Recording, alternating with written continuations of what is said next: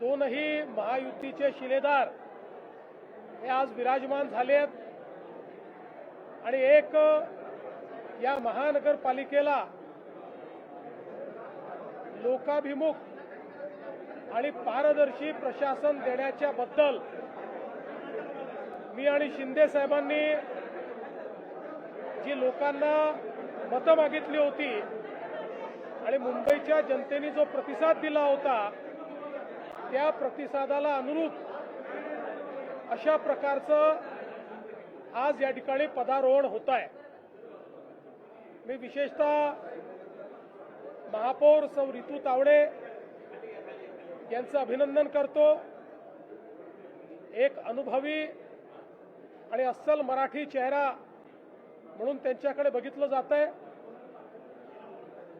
त्यांनी मागच्या काळातही मुंबईकरांच्या प्रश्नांकरता नेहमीच आक्रमक अशा प्रकारची भूमिका घेतलेली आहे आणि मला विश्वास आहे की यापुढे देखील त्यांच्या माध्यमातून मुंबईच्या विकासाचा जो कार्यक्रम महायुतीच्या सरकारने सुरू केलेला आहे तो आता महानगरपालिकेच्या माध्यमातून अतिशय चांगल्या पद्धतीने राबवला जाईल। सोबतच उपमहापौर म्हणून जुने जाणते अनुभवी शिवसैनिक संजय घाडी त्या ठिकाणी आहेत। त्यांच्याही अनुभवाचा फायदा हा निश्चितपणे मिळेल। आमचा हा प्रयत्न असेल की हिंदुहृदय सम्राट शिवसेना प्रमुख बाळासाहेब ठाकरे यांच्या जन्मशताब्दीच्या निमित्ताने त्यांना अपेक्षित अशा प्रकारचं प्रशासन या महानगरपालिकेच्या माध्यमातून आम्ही चालवू आणि आमचे महापौर उपमहापौर आणि आमचे सगळे पदाधिकारी मिळून या महानगरपालिकेला एक दिशा देतील आणि सामान्य मुंबईकरांची जी स्वप्न आहेत ती स्वप्न पूर्ण करण्याचं काम ते करतील। त्याला पूर्ण ताकद देण्याचं काम महायुतीचं सरकार करेल। मी आणि माननीय शिंदे साहेब पूर्ण ताकदीने आम्ही त्यांच्या पाठीशी उभं राहू आणि त्यांच्या माध्यमातून जी आपण नवीन मुंबई घडवतो आहोत त्याला गती देण्याचं काम आम्ही करू।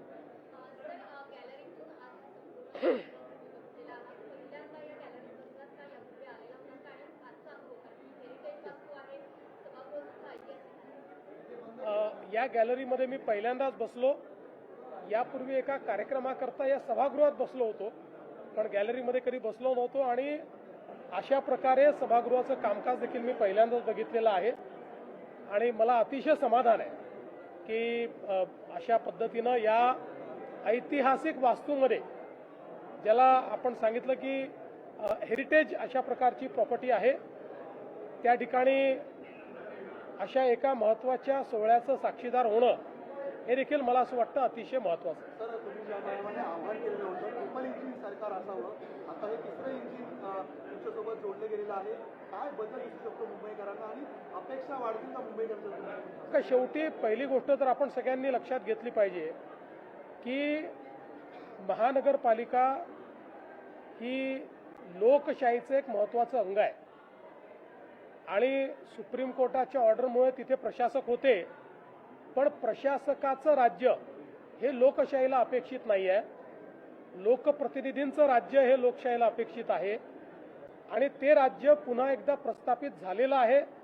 त्यामुळे मला विश्वास आहे की जनसामान्यांना आपले लोकप्रतिनिधी हे अधिक जवळचे वाटतात, ते अधिक अप्रोचेबल आणि ॲक्सेसेबल वाटतात।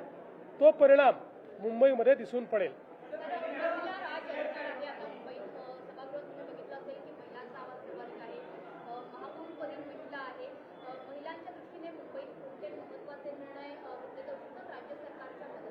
मला असं वाटतं की आता हा सगळा अजेंडा तुम्ही महापौर उपमहापौरांना विचारला पाहिजे। ते बसले आहेत, आता त्यांचं काम त्यांना करायचं आहे। त्यांना जी मदत लागेल ती देण्याचं काम आम्ही करू।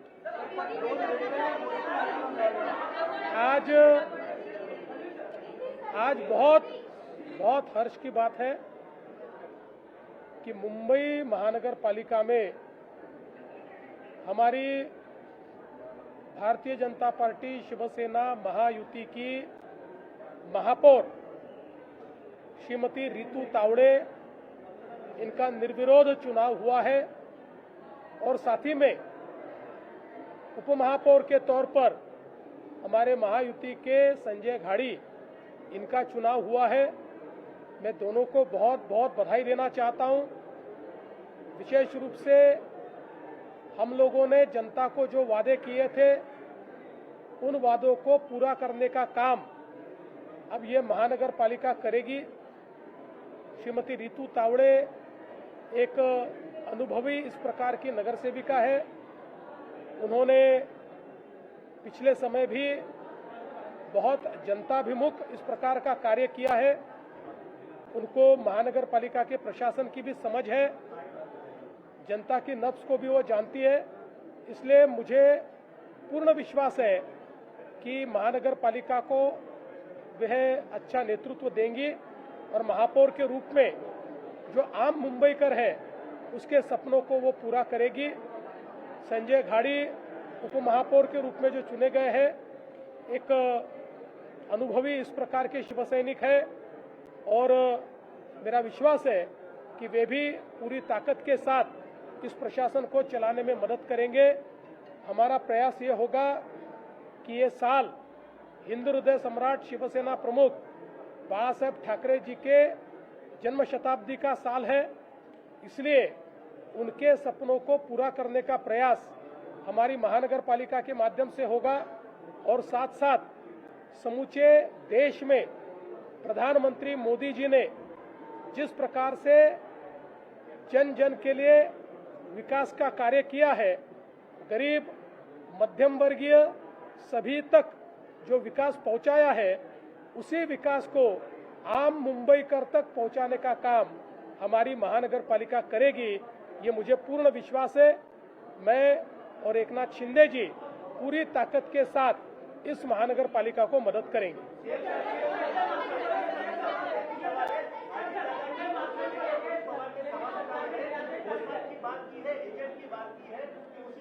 देखिए, मैंने रोहित पवार जी का वो जो उन्होंने बात कही वो मैंने देखा नहीं, थोड़ा बहुत उसके बारे में मुझे मालूम है। मुझे ऐसा लगता है कि किसी के भी मन में कोई शंका होगी तो उस शंका का निरसन होना चाहिए।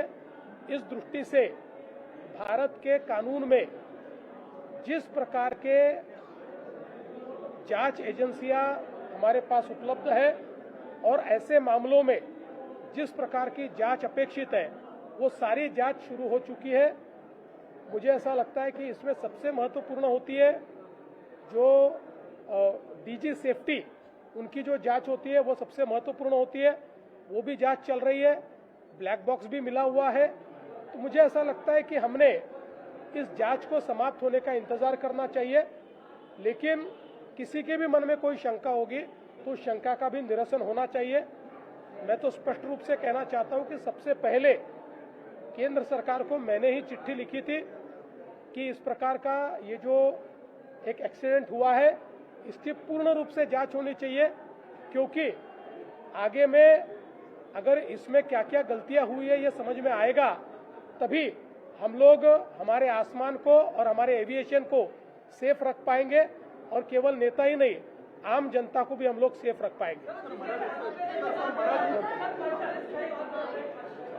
आज मी सर्वप्रथम मुंबईकरांना मनापासून धन्यवाद देतो। मुंबईकरांनी महायुतीला कौल दिला आणि खऱ्या अर्थाने विकासाला स्वीकारलेला आहे आणि म्हणून महायुतीचे महापौरपदी महायुतीच्या रीतूताई तावडे या बिनविरोध आज निवडून आल्यात, मी त्यांचं अभिनंदन करतो। आणि उपमहापौरपदी संजय घाडी महायुतीचे हे बिनविरोध निवडून आले, त्यांचेही मी अभिनंदन करतो। दोघंही अतिशय कार्यक्षम आणि अनुभवी महापौर उपमहापौर महायुतीने मुंबई महापालिकेला, मुंबई शहराला दिलेले आहेत। खरं म्हणजे मुंबईमध्ये आमचं महायुतीचं सरकार आल्यानंतर मी 2.5 वर्ष काम केलं. आता देवेंद्रजी गेले वर्षभरापासून काम करतायत. गेले 3.5 वर्षामध्ये ज्या मुंबईच्या विकासाला आम्ही चालना दिली महायुतीने, कामाची पोचपावती मुंबईकरांनी या ठिकाणी आम्हाला दिलेली आहे. खऱ्या अर्थाने आम्ही जी मुंबईकरांना आश्वासनं दिली, वचनं दिली, त्याच्यावर मुंबईकरांनी विश्वास ठेवलेला आहे आणि महायुतीला भरघोस असं यश या मुंबईकरांनी दिलंय. त्याबद्दल म्हणजे विकासाला प्राधान्य आणि विकासाला मुंबईकरांनी स्वीकारलेला आहे. बाकी गोष्टी मी आज काय बोलत नाही, परंतु गेले 25 वर्ष जे मुंबईकर विकासापासून वंचित होते त्या मुंबईकरांना गेल्या काही वर्षामध्ये आपण पाहिलं की विकासाची जी काही आवश्यकता होती, मुंबईला जागतिक दर्जाचं शहर व्हावं अशा प्रकारची भूमिका आमची महायुतीची आहे. आणि म्हणून मुख्यमंत्री महोदयांच्या मार्गदर्शनाखाली आज महायुती सरकार आम्ही काम करतोय महायुती सरकारमध्ये. आणि मुंबई शहरासाठी जे जे काही आवश्यक आहे ते देण्याचं काम या ठिकाणी आम्ही करू. त्याचबरोबर बाळासाहेबांची जन्मशताब्दी आहे वर्ष, आणि म्हणून या जन्मशताब्दी वर्षानिमित्त बाळासाहेबांचे जे स्वप्न होती ती देखील पूर्ण करण्याचं काम महायुती करेल. त्यांचं स्वप्न होतं झोपडपट्टीमुक्त मुंबई, 40 लाख लोकांना घरं. त्याची सुरुवात आम्ही केलेली आहे SRAच्या क्लस्टरच्या माध्यमातून. आणि म्हणून मुंबईकरांना विकास पाहिजे आहे आणि म्हणून विकासाला त्यांनी स्वीकारलेला आहे. मुंबई खड्डेमुक्त झाली पाहिजे, मुंबईला शुद्ध पिण्याचं पाणी मिळालं पाहिजे, मुंबई भ्रष्टाचारमुक्त झाली पाहिजे, मुंबई प्रदूषणमुक्त झाली पाहिजे, मुंबई ड्रग फ्री झाली पाहिजे. अशा प्रकारची भूमिका सरकारची महायुतीची आहे. आणि त्यामुळे मुंबई हे जागतिक दर्जाचं शहर आहे. त्याच्यामध्ये जे जे काही आवश्यक आहे ते देण्याचं काम महायुती सरकार करेल. या दोन्ही महापौर आणि उपमहापौर आणि सर्व महायुतीच्या पदाधिकाऱ्यांना पूर्ण पाठिंबा महायुती सरकार देईल हा विश्वास या ठिकाणी देतो.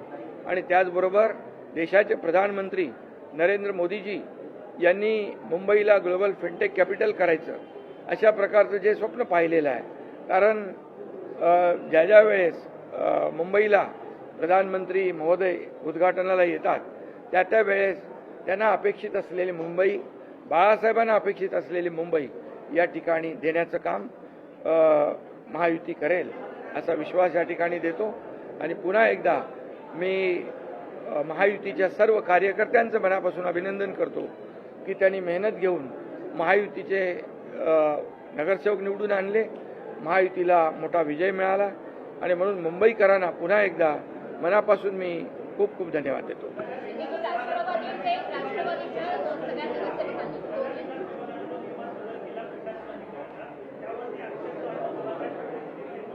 सर्व नियमानुसार केलेलं आहे. नियमबाह्य काम महायुती सरकार करत नाही.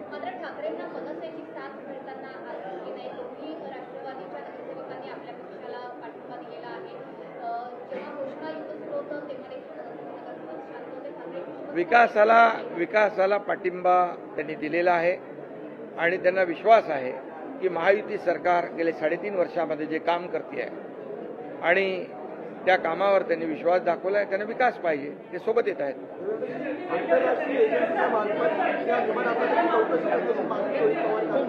असं आहे की रोहित पवार काय बोलले हे काही मी पूर्ण ऐकलेलं नाही. मला जी काही माहिती आहे त्यात त्यांनी काही प्रेझेंटेशन केलेलं आहे आणि वेगवेगळ्या माध्यमांमध्ये किंवा वेगवेगळ्या लोकांनी ज्या शंका उपस्थित केलेल्या त्या शंका त्यांनी त्या ठिकाणी पुन्हा उपस्थित केल्या. पहिल्यांदा तर अजितदादा पवार हे आपले महाराष्ट्राचे लाडके आणि अतिशय वरिष्ठ अशा प्रकारचं नेतृत्व होतं. त्यामुळे त्यांच्या अपघाताची पूर्ण सखोल आणि नीट चौकशी झाली पाहिजे. ही मागणी काही चुकीची नाही. पहिल्यांदा ही मागणी मी स्वतः केली होती.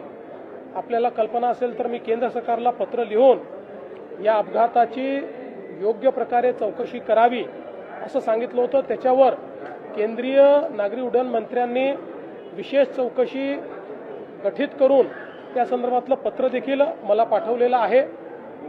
आता ही सगळी चौकशी चाललेली आहे.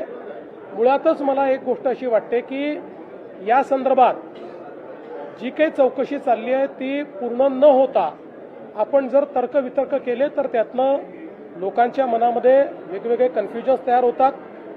देशामध्ये जे DG एव्हिएशन सेफ्टी आहेत हे सगळ्यात मोठं ऑफिस आहे. देशात आजपर्यंत झालेल्या सगळ्या अपघातांमध्ये त्यांनीच इन्व्हेस्टिगेशन केलेलं आहे. त्यांचं इन्व्हेस्टिगेशन चाललं आहे. पॅरलली CIDचं इन्व्हेस्टिगेशन चाललं आहे. अजून DGCAचं इन्व्हेस्टिगेशन चाललेलं आहे. ब्लॅक बॉक्स जो आहे तो पूर्णपणे सापडलेला आहे. जे काही रिअर पार्ट्स असतात ते देखील सापडलेले आहेत. जे कम्युनिकेशन पायलट आणि ATC मध्ये होतं ते कम्युनिकेशन देखील त्या ठिकाणी डिजिटाईज असतं. त्यामुळे सगळ्या गोष्टी मला असं वाटतं की त्या ठिकाणी आहेत. तिथले जे काही नमुने आहेत ते त्यांनी नेलेले आहेत. त्याचा देखील जो काही फॉरेन्सिक आणि बाकी ऑडिट करावं लागतं ते चाललेलं आहे. अशा परिस्थितीमध्ये मला असं वाटतं की ही जी चौकशी आहे ती चौकशी आपण पूर्ण होऊ दिली पाहिजे. आणि माझं स्वतःचं मत असं आहे की भारतातल्या चौकशी यंत्रणांवर कोणीही त्या ठिकाणी गैरविश्वास किंवा अविश्वास दाखवू नये. कारण आज भारतातल्या चौकशी एजन्सीज या आंतरराष्ट्रीय स्तराच्या आहेत. अनेक छोट्या देशांमध्ये आपल्याकडनं चौकशी करता लोक बोलवले जातात. मला असं वाटतं की ठीक आहे, भावनेच्या भरात कदाचित ते असं बोलले असतील, पण साधारणपणे आपल्या देशातल्या एजन्सीजवर आपण कधी अविश्वास अशा पद्धतीनं दाखवत नाही. याही ठिकाणी दाखवण्याचं कारण नाही. आपल्या सर्वांचेच ते लाडके नेते होते. प्रत्येकालाच असं वाटतंय की त्यांच्या या अपघाताचं सगळं सत्य बाहेर आलं पाहिजे. ते सत्य निश्चितपणे बाहेर येईल हा मला विश्वास आहे. या संदर्भात त्यांचे जर काही मुद्दे असतील तर ते त्यांनी DG सेफ्टीकडे पाठवून दिले पाहिजेत आणि त्या संदर्भात DG सेफ्टीने त्याही संदर्भातले जे काही शंका असतील त्या शंकांचं निरसन केलं पाहिजे. आणि मला असं वाटतं की एकूणच शंका व्यक्त करणं काही चुकीचं नाही आहे. फक्त कुठल्याही राजकीय हेतूने याचा उपयोग होणार नाही आणि आपण अजितदादांच्या दुर्दैवी मृत्यूचं राजकारण करणार नाही. याबाबत मात्र प्रत्येकाने मी कुठल्या व्यक्तीचं बोलत नाही, प्रत्येकाने याबद्दल जरा लक्ष दिलं पाहिजे.